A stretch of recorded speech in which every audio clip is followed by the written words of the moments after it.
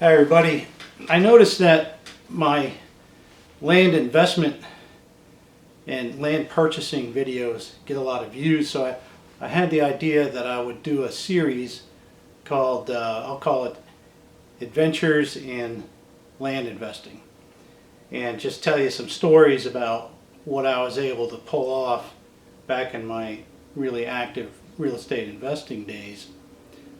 There's some wild and woolly adventures to tell you about. So I'm going to start out with one that's pretty short and sweet. At the time, this was many years ago, and I was involved with a woman who was a real psychopath, and she had the habit of getting really mad and saying, "Let me out of the car." So we're going down this country road, "Let me out of the car." So she starts walking down the side of the road, and I sat there looking around. I thought, well, I'm going to let her cool off a while. And I noticed on the side of the road there was a sign, a little sign that said "for sale."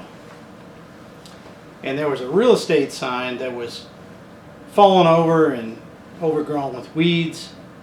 And I thought, I'm going to look at this piece of land. And what it was that the country road was here, and there was a creek, as there often is, along the road. And then there was a side road going up. And this creek came down that side road like that, and the land was up in here. So I get out and I walk up. There's a hill here, and I walked up the hill, get up on kind of a plateau there, and I could see where, number one, there was a good bit of timber there. Number two, if the timber were cut off of this acre up here, you could see out. It's up on a hill, and you could get a nice view from up there.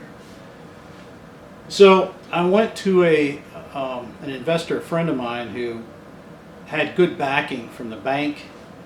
He got the money together. We bought this piece of ground, and we hired a dozer operator to go in. We put a pipe in right here. It made a driveway.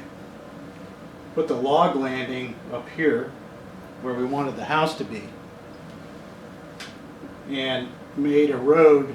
This is a pretty steep hill, so we cut into the bank, got a road in at a decent slope. He put some nice cross-drain culverts in like this, and then we started logging it, and we cleared this spot and made a nice landing there, and then cleaned it up after we were done. Nice light harvest. Cut about $17,000 worth of timber off the place. And while we were working on it, or I was working on it, in the nearest town there was a little lunch place. And I would go down there and get lunch. So I'm in there and I'm chatting with the guy that owns it.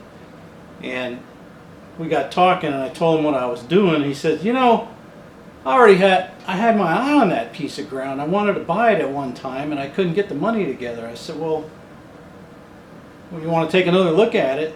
And once he saw this road and the fact that you could get up here and get a nice view, build a house there, he was down, and he bought it, and he paid what I paid for it. So, plus the expenses. So in the end, we came out with $17,000 profit,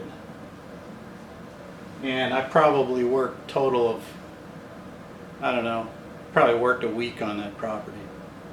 So, you know, it didn't take a week for the whole thing to happen, but as far as days of work and effort, you know, maybe 7 days max. And, you know, if you could do that every month, that'd be great. But that's just one story. Next week, tune in again, and I'll have another story for you. All right, see you then.